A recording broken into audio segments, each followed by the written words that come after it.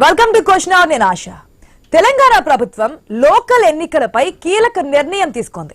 పాత రిజర్వేషన్లతోనే ఎన్నికలకు వెళ్లాలని తీసుకున్న నిర్ణయం మరో వివాదానికి దారితీస్తుందని టాక్ వస్తోంది. బీసీలకు 42% రిజర్వేషన్లు కాకుండా ఓల్డ్ రిజర్వేషన్లతోనే వెళ్తామనడం యూ టర్న్ తీసుకోవడమేనంటున్నారు పొలిటికల్ విశ్లేషకులు. బీసీలకు 42% రిజర్వేషన్లు కల్పిస్తామంటూ కాంగ్రెస్ ప్రభుత్వం అధికారంలోకి వచ్చింది. ఆ తర్వాత చాలా పరిణామాలు జరిగాయి, మనం చూసాం కూడా. సుప్రీంకోర్టు కూడా 50% క్యాప్ నే ప్రస్తావించడంతో కాంగ్రెస్ ప్రభుత్వం చేసేదేమీ లేక ఓల్డ్ రిజర్వేషన్స్ తోనే లోకల్ ఎన్నికలకు వెళ్లాలని కేబినెట్ లో చర్చించి ఓకే కూడా చెప్పారు. ఇప్పుడు ఎన్నికలకు వెళ్లాలంటే కూడా 50% మించకుండా రిజర్వేషన్ల లిస్ట్ ను మరోసారి డెడికేటెడ్ కమిషన్ నుంచి తెప్పించుకోవాల్సిన పరిస్థితి అన్నమాట. ఇక గ్రామ పంచాయతీల సర్పంచ్లు, వార్డు సభ్యుల రిజర్వేషన్ల సంఖ్యపై కూడా డెడికేటెడ్ కమిషన్ నుంచి నివేదిక కోరాలని మంత్రివర్గం తీర్మానించింది. వారం రోజుల్లో ఈ ప్రక్రియను పూర్తి చేసి కేబినెట్ ఆమోదం పొందాలని సూచించింది. ఇక బీసీ రిజర్వేషన్లపై కోర్టుల్లో తీర్పులు కొలిక్కొచ్చిన తర్వాతే ఎంపీటీసీ, జెడ్పీటీసీ, మున్సిపల్ ఎన్నికలపై నిర్ణయం తీసుకోవాలని కేబినెట్ నిర్ణయించింది. రాష్ట్రానికి రావాల్సిన 3,000 కోట్ల పనులు వదులుకోవడం ఇష్టం లేకనే పంచాయతీ ఎన్నికలకు మాత్రమే పెట్టాలని ప్రభుత్వం తీర్మానం చేసినట్లుగా తెలుస్తోంది. నేను కేబినెట్ లో ఎటువంటి నిర్ణయం తీసుకున్నారో మంత్రి మాటల్లో విందాం.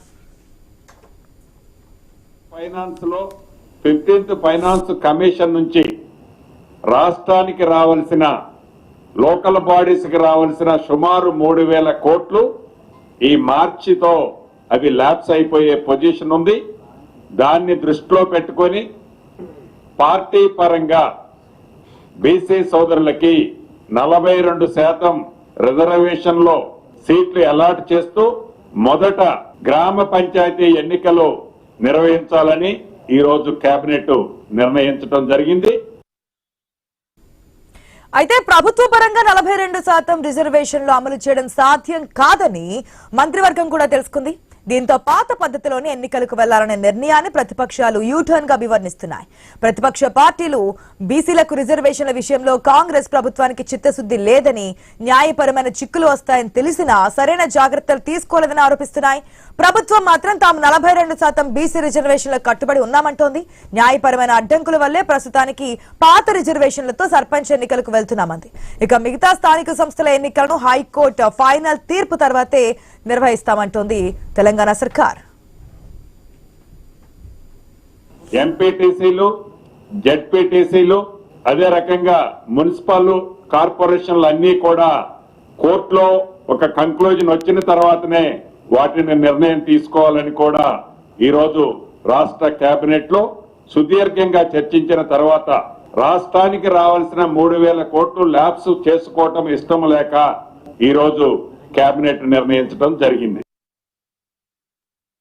రైట్, ఇదే ఇప్పుడు వివాదంగా మారుతోంది. సుప్రీంకోర్టులో, హైకోర్టుల్లో షాకులు తిన్న తర్వాత కూడా ప్రభుత్వానికి తెలిసి రాలేదా, లేకపోతే ఏంటి కామెంట్స్ కి అర్థం అన్నదే ఇప్పుడు వినిపిస్తున్నటువంటి ప్రశ్న. కాంగ్రెస్ పార్టీ ప్రజలకు ఇచ్చిన మాటను తప్పిందా? రాజ్యాంగ పరంగా తీసుకోవాల్సిన చర్యలు తెలియవా? కోర్టులను కాదని ముందుకు వెళ్లడం సాధ్యం కాదా? కోర్టులతో పెట్టుకోవడం మంచిది కాదా?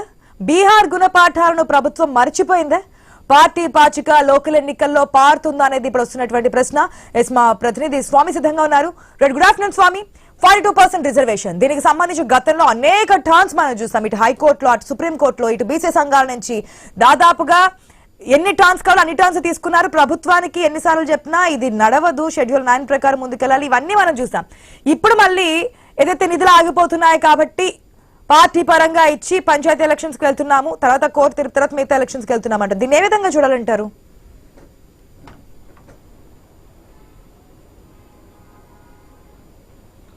అంటే ఆశ, రాష్ట్ర ప్రభుత్వం ఒక వ్యూహాత్మకంగా అడిగేసింది అనుకోవచ్చు. ఒకవైపు కామన్ డిక్లరేషన్ ప్రకారం బీసీలకు 42% రిజర్వేషన్లు విద్యా ఉద్యోగాల్లో, స్థానిక సంస్థలో రిజర్వేషన్లు ఇస్తామని చెప్పినటువంటి మాట ప్రకారం ముందుకు వెళ్ళడం కోసం పనిచేసినప్పటికీ కూడా దీన్ని ఒక దేశవ్యాప్త ఎజెండా చేయాలని చెప్పేసి కాంగ్రెస్ పార్టీ ఆలోచనను తెలంగాణలో ఒక ప్రయోగశాల చేసి వాడుతూ ఉన్నారు. దాంతోపాటు ఇప్పుడు రాష్ట్ర అసెంబ్లీలో చేసినటువంటి బిల్లులు కావచ్చు, గవర్నర్ వద్ద, రాష్ట్రపతి వద్ద పెండింగ్ బిల్లులు ఉన్నాయి. ఇటీవల సుప్రీంకోర్టులో స్పెషల్ పిటిషన్ వేస్తే అది కూడా డిస్మిస్ అయింది. రాష్ట్ర హైకోర్టులో కూడా వైపు దీనికి సంబంధించి కేసు కొనసాగుతున్న నేపథ్యంలో రాష్ట్ర ప్రభుత్వం ఇక కేంద్రం నుంచి వచ్చే నిధుల కోసమే ఇక పార్టీ గుర్తులతోని చేయనటువంటి సర్పంచ్ వార్డు మెంబర్ ఎలక్షన్స్ మీద ఫోకస్ పెట్టింది. ఇవి కూడా 42% రిజర్వేషన్లు ఇప్పటికే ప్రకటించారు బీసీల కోసం ఇచ్చేటువంటి. ఇప్పుడు అందులో 20% రిజర్వేషన్లు రద్దు కాపోయి అవి మళ్ళీ జనరల్ కాబోతున్నాయి.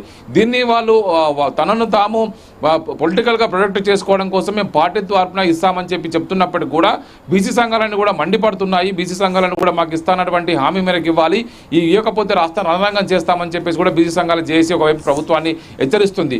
కానీ ప్రభుత్వం కూడా వ్యూహాత్మకంగా కేంద్రం నుంచి మనకు 3,000 కోట్ల నిధులు రావాలి, నిధుల కోసం వచ్చే మార్చిలోపు నిధులు రాబట్టుకోవాలి. కాబట్టి ఈ డిసెంబర్ ఎండింగ్ వరకు లోకల్ బాడీలో ఉన్నటువంటి ప్రధానంగా సర్పంచ్ వార్డు మెంబర్ల ఎన్నికలను కంప్లీట్ చేసి ముందుకెళ్ళాలి, గ్రామాల అభివృద్ధి కోసం నిధులు వినియోగించుకుంటామని చెప్తున్నారు. ఒకవైపు పార్టీ గుర్తుల మీద నిర్వహించేటువంటి జెడ్పీటీసీ, ఎంపీటీసీ, ఒకవైపు మున్సిపల్ కార్పొరేషన్లో ఉన్నటువంటి కార్పొరేటర్ల ఎలక్షన్స్ కావచ్చు, మరోవైపు మున్సిపల్ కౌన్సిలర్ ఎలక్షన్స్ కావచ్చు, ఇవన్నీ కూడా తర్వాత రిజర్వేషన్ అంశం కొలిక్కి వచ్చిన తర్వాత నిర్వహిస్తామని చెప్పేసి ప్రభుత్వం చెప్తుందంటేనే ప్రభుత్వం ఇప్పటివరకు బీసీలకు ఈ 42% రిజర్వేషన్ ఇప్పుడున్న రాజ్యాంగ పరిమితుల మేరకు సుప్రీంకోర్టు గతంలో ఇచ్చినటువంటి ఇందిరా సహాని కేసు తీర్పు మేరకు కుదరదని చెప్పేసి ఓవైపు ప్రభుత్వం ఒక నిర్ణయానికి వచ్చిన తర్వాతనే ఇక పార్టీ ద్వారా మాత్రమే మేము 42% రిజర్వేషన్ ఇస్తాము, వెసులుబాటు ఉన్నటువంటి 22-23 రిజర్వేషన్ మేము రిజర్వేషన్లను తగ్గించి ఇస్తామనేది కూడా వాళ్ళు చెప్తున్నటువంటి విషయం.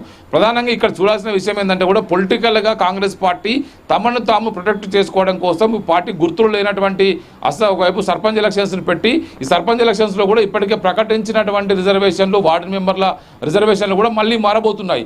దీన్ని ఇప్పుడు ఇచ్చినటువంటి 42 SC/ST రిజర్వేషన్లు ఎలాగా మారవు కాబట్టి ఇచ్చిన బీసీ రిజర్వేషన్లను మళ్ళీ దాన్ని తగ్గించి మళ్ళీ అందులో కూడా వాటిని జనరల్ చేసి ఇస్తారు. ఆ జనరల్ అయిన వాటిని మేము మళ్ళీ బీసీలకు ఇస్తామని చెప్పుకొని తమను తాము పొలిటికల్ ప్రొటెక్ట్ చేసుకునే ప్రయత్నం చేస్తూ ఉన్నారు. కానీ ఇక్కడనే ఒక ప్రధానంగా నిన్న మనం చూసాము, మహారాష్ట్ర కూడా లోకల్ బాడీ ఎలక్షన్స్కి 50% సీలింగ్ దాటిపోతే ఎలక్షన్ జరిగినా కూడా మేము వాటిని రద్దు చేస్తామని చెప్పి సుప్రీంకోర్టు కరాఖండిగా చెప్పిన నేపథ్యంలో ఈ తెలంగాణలో కూడా దేశవ్యాప్తంగా మహారాష్ట్ర కావచ్చు, మధ్యప్రదేశ్ కావచ్చు, ఇటు బీహారు, అటు తెలంగాణ, ఒరిస్సా లాంటి అనేక రాష్ట్రాల్లో ఈ 50% రిజర్వేషన్ పరిమితిని దాటి ముందుకెళ్లాలని భావించాలని అనేక ప్రయత్నం చేస్తున్నప్పటికీ కూడా అది కావట్లేదు. రాజ్యాంగంలో తమిళనాడు లాగా వైపు విద్యా ఉద్యోగాల్లో వాళ్ళకు 69% రిజర్వేషన్ అమలవుతుంది, 9th షెడ్యూల్లో పెట్టారు కాబట్టి దానికి వెసులుబాటు ఉందని చెప్తున్నప్పుడు కూడా తమిళనాడులో కూడా లోకల్ బాడీ ఎలక్షన్స్ లో ఈ 69% రిజర్వేషన్ లేదు, వాళ్ళు కూడా 50% రిజర్వేషన్ లోపే అమలు చేస్తూ ఉన్నారు. దీనికి రాజ్యాంగ సవరణ చేస్తే తప్ప పరిష్కారం లేదు. 9th షెడ్యూల్లో కూడా వెసులుబాటు ఉండట్లేదు.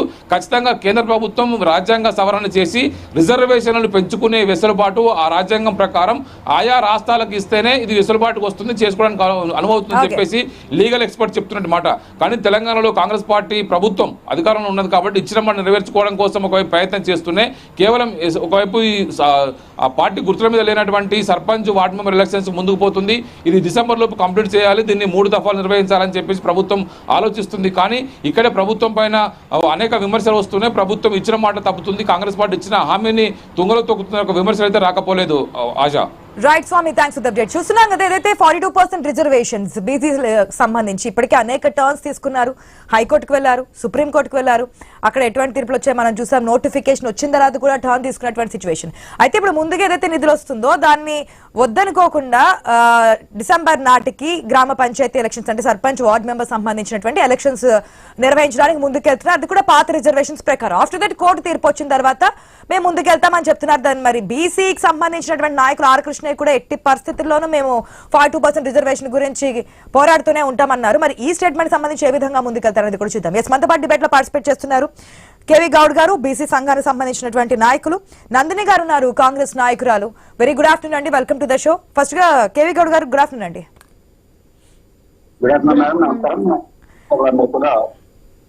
గౌడ్ గారు ఏ విధంగా చూస్తారంటే కేబినెట్ లో తీసుకున్న నిర్ణయం కోర్టుల్లో ఈ విధంగా ఉంటుందని చెప్పి తెలిసిన పక్క రాష్ట్రాల్లో తీర్పులు చూసినప్పటికీ ఇక్కడ ముందుకెళ్లాలనుకోవడం, నోటిఫికేషన్ వచ్చింది అది కూడా మళ్ళీ వెనక్కి తగ్గడం, ఇప్పుడు మళ్ళీ ఏదైతే నిధులు వస్తున్నాయో దాన్ని కావాలి కాబట్టి వదులుకోకుండా ఉండడానికి సర్పంచ్ ఎలక్షన్స్ కి ముందుకెళ్తున్నాం అంటున్నారు.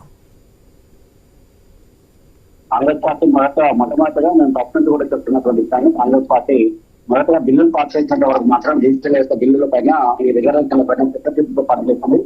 ఆ బిల్లు గవర్నర్ కొద్ది పార్లమెంట్కి వెళ్ళిన తర్వాత, రాష్ట్రపతి గారి పార్లమెంట్కి వెళ్ళిన తర్వాత ఆ కొద్దిగా చట్టం కావాల్సినటువంటి పనులు ఏవి కూడా క్రియాశీలంగా ముందుకు తీసుకెళ్లలేదు.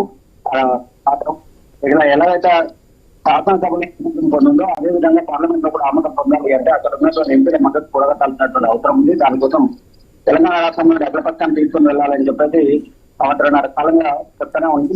ఎక్కడ కూడా రేవంత్ రెడ్డి ప్రభుత్వం ఎక్కడ కూడా ఈ విషయాన్ని పరిగణలో పట్టించుకోలేదు. వీళ్ళు కోర్టులు ఎంటర్ కావడం, కోర్టులు మీరు డెడ్ లైన్ విధించేసి మీరు ఎన్నికలు నిర్వహించాలన్నా వీళ్ళు తర్వాత కులగరణ చేయడం, ఆ కులగరణ ఇచ్చినటువంటి రిపోర్ట్ ద్వారా మేము ఎన్నికలు నిర్వహిస్తామని చెప్పడం, ఆ తర్వాత జీవోలు ఇవ్వడం, బిల్లులు పెండింగ్ లో ఉండే జీవోలు ఇచ్చిన తర్వాత కూడా మళ్ళీ కోర్టు డైరెక్షన్ ఉంది కాబట్టి కోర్టు గైడ్ లైన్స్ మేరకు మేము ఎన్నికలకు వెళ్తామని నోటిఫికేషన్ కూడా మాకు అన్ని కూడా చూస్తే రేవంత్ రెడ్డి ప్రభుత్వం కేవలం బీసీలను మభ్యపెట్టే ప్రయత్నమే చేస్తుంది తప్ప బీసీలకు కావాల్సినటువంటి వ్యవహారాన్ని చిత్తశుద్ధిలో వ్యవహరించడం లేదు అనేది బీసీ సెలక్షన్ కూడా పత్రిక చెప్తా ఉన్నాం.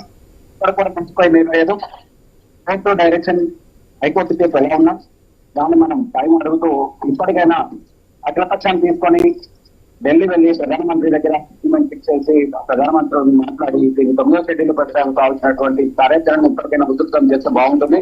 బీసీలకు ఒకవేళ ఏం చేయలేదులే అనుకుంటే బీసీల ఓట్ బ్యాంక్ తో ప్రభుత్వాలు నిలబడుతున్న విషయాన్ని కూడా మర్చిపోవద్దు. మన జూబ్లీస్ ఎన్నికల్లో కూడా బీసీ వాదంతోనే గెలిచినటువంటి విషయాన్ని కూడా గుర్తు చేస్తా ఉన్నాం. మా కుటుంబానికి ఉన్న నేపథ్యాన్ని పరిగణలోకి తీసుకొని చూసినా కూడా మనకు అభిప్రాయం అర్థం అవుతా ఉంది.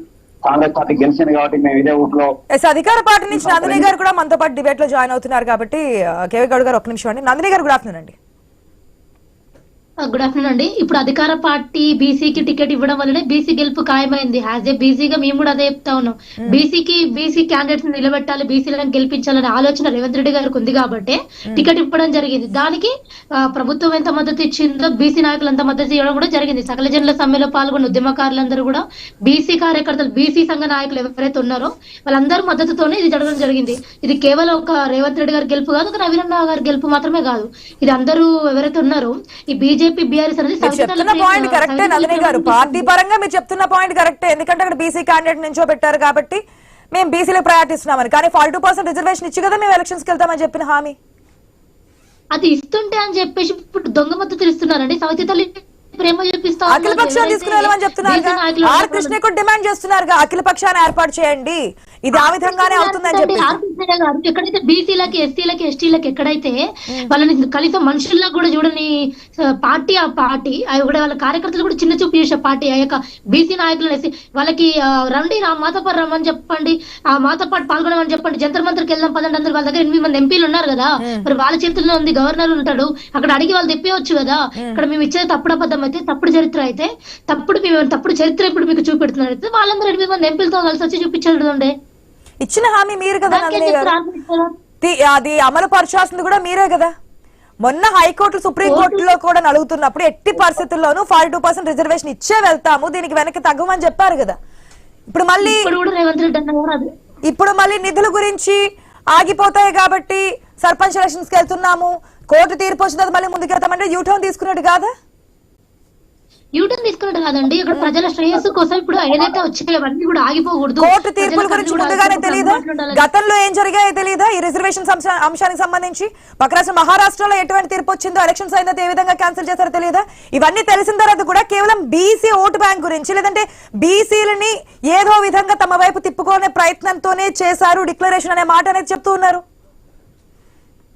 లేదు, కోర్టు కూడా మద్దతు ఇవ్వబడుతుంది. ఈ ఉద్యమం అనేది ఆగదు కదా. ఇప్పుడు బీసీ ఉద్యమం ఏదైతే జరుగుతా ఉన్నదో దీని అన్నిటికీ కూడా అన్ని కూడా మద్దతు ఇస్తా ఉన్నాయి. కోర్టు కూడా ఖచ్చితంగా ఈ బీసీలు అందరూ కూడా ఏకమయ్యి, ఈ ఎంపీలు కూడా సహకరించి ఈ సవితి తల్లి ప్రేమ చూపించకుండా ఉంటే అందరూ కలిసి పోరాడుతూ పోయేది ఏం లేకుండా ఖచ్చితంగా మనకు వచ్చే అవకాశం ఉంది. సో అప్పటి వరకు ఏవైతే పథకాలు రావాలో, ఏవైతే మనకి నిధులు రావాలో అవన్నీ కూడా ఆగిపోకూడదు. ఇది ఇండైరెక్ట్ గా ఎంపీలు బెదిరిస్తా ఉన్నట్టు, తెలంగాణ రాష్ట్ర ప్రజలతో ఆడుకుంటా ఉన్నట్టు, బెదిరించి ఇస్తేనే చేస్తాము అని చెప్పేసి వాళ్ళు కరాఖండిగా ఇండైరెక్ట్ గా చెప్తా ఉన్నారు. అదెందుకు ప్రజలు గమనించారని మీరు అనుకుంటా ఉన్నారు? కాంగ్రెస్ ప్రభుత్వం వైఫల్యం అని చెప్తున్నారు కాదంటారా? అధికార పార్టీ మీరు, తెలంగాణ అధికారంలో ఉన్నది మీరు చెప్పినటువంటి హామీలకి, మీరు ఇచ్చినటువంటి డిక్లరేషన్స్ కి కదా ప్రజలు ఓట్లేస్తారు. మేము ఇచ్చినాం కాబట్టి పోరాడుతా ఉన్నాం. ఇంకా మేము బంధులు చేస్తా ఉన్నాం, ప్రజలకు అవగాహన సదస్సులు చేస్తా ఉన్నాం, ఎప్పటికప్పుడు చైతన్యవంతులుగా మేము ప్రజలకు తీరుస్తా ఉన్నాం. కానీ అక్కడి నుంచి వచ్చే ఎంపీలు మాత్రమే మేము బీసీలం అని చెప్పి దొంగ బీసీలం, మరి వాళ్ళు ఎక్కడికి చెందిన వాళ్ళు మనకు అర్థం కావట్లేదు. వాళ్ళు ఓసీలకి నకిలీ ఓసీలా కనబడతా ఉన్నారు. ఇక్కడ మద్దతు ఇవ్వడానికి కూడా వాళ్ళు కనీస సహకారం కూడా లేదు. ఇప్పటి వరకు వాళ్ళు వారి చేతుల్లో ఎందుకు ఇవ్వలేకపోతున్నారు? అఖిల పక్షాన్ని ఏర్పాటు చేయమంటున్నారు కదా, అఖిల పక్షాన్ని ఏర్పాటు చేసుకుని ఢిల్లీకి వెళ్ళొచ్చు కదా. క్వశ్చన్ చేయొచ్చు కదా. రండి అందరూ రండి, ఇదే జంతర్ మంతర్ కాడికి వెళ్ళి అందరం కూడా ఫైట్ చేద్దాము. మీరు కూడా ఈ మద్దతులు ఇవి కాకుండా మీ ఎంపీలు 8 మంది ఎవరైతే ఉన్నారో ఎంతమంది కర్ణాలతో ఏం అడగదు. ఇక్కడ నుంచి అఖిలపక్షాన్ని తీసుకెళ్లి ప్రధానమంత్రిని కలిసి అక్కడ ఉన్నటువంటి ఎంపీల మద్దతు కృష్ణ గారికి ఇదే చెప్తా ఉన్నాం, మందకృష్ణ మాధవ్ గారికి ఇదే చెప్తా ఉన్నాం. రండి మాతో ఎవరైతే కాంగ్రెస్ కార్యకర్తలు నేతలు నాయకులు ఉన్నారో వారితో పాటు మీరు కూడా వచ్చి ఇక్కడ పోరాడానికి ట్రై చేయండి. అఖిల పక్షాన్ని మీరు ఏర్పాటు చేయండి, అధికార పార్టీ కదా, ఇచ్చిన హామీ మీరు నెరవేర్చాల్సింది మరొక పార్టీ అంటే ఎట్లా? అడ్డుకుంటా అన్నారు కదా, ఇప్పుడు అడ్డుకుంటా ఉన్నారు. అడ్డుకున్న వారందరూ కూడా అడ్డుకోవడానికి ఇచ్చినటువంటి తీర్పులే మనం చూస్తున్నాం కదా. గతంలో ఎలక్షన్స్ సెప్టెంబర్ 30కి నిర్వహించాలని చెప్పింది చెప్తా ఉన్నా నందిని గారు. సెప్టెంబర్ 30కి అట్లా మేము ఎలక్షన్స్ నిర్వహిస్తామని చెప్పారు, దాని ప్రకారం ముందుకెళ్తామన్నారు, నోటిఫికేషన్ ఇచ్చారు. కానీ ఏదైతే దీనికి సంబంధించి రిజర్వేషన్ సంబంధించిన అంశం పెండింగ్ లో ఉంది, మళ్ళీ యూటర్న్ తీసుకొని నోటిఫికేషన్స్ ఇచ్చినప్పటికీ కూడా ఆపేశారు. ఎక్కడైతే మనకు రావాల్సి మీరు కాంగ్రెస్ పార్టీ నాయకులు ఖచ్చితంగా ఇప్పటికైనా జంతర్ మంతర్ వద్ద ధర్మలు ఇలాంటి కలబొల్లి మాటలు మానేసి క్లియర్ గా అఖిలపక్షాన్ని తీసుకొని వెళ్లి ప్రధానమంత్రి దగ్గర మనం కూర్చొని మాట్లాడి బీజేపీలకు కావాల్సినటువంటి ఇక్కడ బీసీ జనాభా అత్యధికంగా ఉన్నటువంటి వివరాలన్నింటినీ కూడా అందించి కులగణలో వచ్చినటువంటి అంశాలని ఇక్కడ డెడికేషన్ కమిషన్ రికమెండ్ చేసినటువంటి రికమెండేషన్స్ అన్నింటినీ వివరించు యూపీఏ పక్షం నాయకులు ప్లస్ ఎన్డీఏ పక్షం నాయకులు ఇద్దరు కూడా ఈ యొక్క బిల్లులపై ఏకాగ్రహం సాధించి బిల్లులు సంబంధించి చేసుకోవాల్సి ఉంటుంది. తద్వారా మాత్రమే బీసీల రిజర్వేషన్లు జరుగుతాయి. దాన్ని షెడ్యూల్ పెట్టడానికి మాత్రమే దగ్గరగా ఉంది. ఈ రాజ్యాంగ సవరణ 15, 16, 243, T6, B6 వీటన్నిటి కూడా రాజ్యాంగ సవరణ చేసి దేశవ్యాప్తంగా అమలు చేస్తాం అనేటువంటి ప్రచారం కూడా బీజేపీ చేస్తా ఉంది. ఇది తప్పు. కేవలం ఇక్కడ ఉన్నటువంటి ఈ రాష్ట్రానికి ఉన్నటువంటి ప్రత్యేక పరిస్థితుల దృష్ట్యా తమిళనాడు ఏ విధంగా అయితే 9వ షెడ్యూల్లో చేశారో అదే విధంగానే తెలంగాణ రాష్ట్రాన్ని కూడా 9వ షెడ్యూల్లో చేసి ఇక్కడ ఉన్నటువంటి బీసీలకు 42% రిజర్వేషన్ ఇచ్చినటువంటి హామీని నెరవేర్చుకోవాల్సినటువంటి బాధ్యత కాంగ్రెస్ పైన ఉంది. కాంగ్రెస్ ఆ దిశగా పనిచేయడం లేదని పదే పదే చెప్తా ఉన్నాం. ఇప్పుడు చూపించడం లేదు. ఒకవేళ బీజేపీ ప్రభుత్వం షెడ్యూల్ 9 లో చేర్చి ముందుకెళ్తుందా కాంగ్రెస్ పార్టీ, లేదంటే ఇప్పుడు పార్టీ ఫిరాయించిన ఎమ్మెల్యేలకు సంబంధించి కూడా కోర్టు నడుస్తుంది కాబట్టి ఒకవేళ బైపోల్స్ వస్తే ఈసారి పార్టీకి ఎటువంటి అనుభవం వస్తుంది అంటే బీసీ సంఘాలకు సంబంధించి ఏదైతే నందిని గారు పాయింట్ అన్నారు, బీసీ పెట్టాం కాబట్టి అక్కడ మా పార్టీ కూడా చిత్తశుద్ధి మేము నిరూపించుకున్నాము, బీసీని అక్కడ నుంచోబెట్టి పార్టీ ఇచ్చినటువంటి హామీకి మేము కట్టుబడి ఉన్నామని. ఒకవేళ బైపోల్స్ వచ్చినా లేదంటే ఇది కనుక జరగకపోతే ఇచ్చినటువంటి హామీ అమలు కాకపోతే బీసీల దగ్గర నుంచి కూడా ఎటువంటి రియాక్షన్ వస్తుందో కూడా చూద్దాం. Thank you so much Nandini garu, KV Goud garu. ఇది వాటి question hour. Keep watching I News. మీతో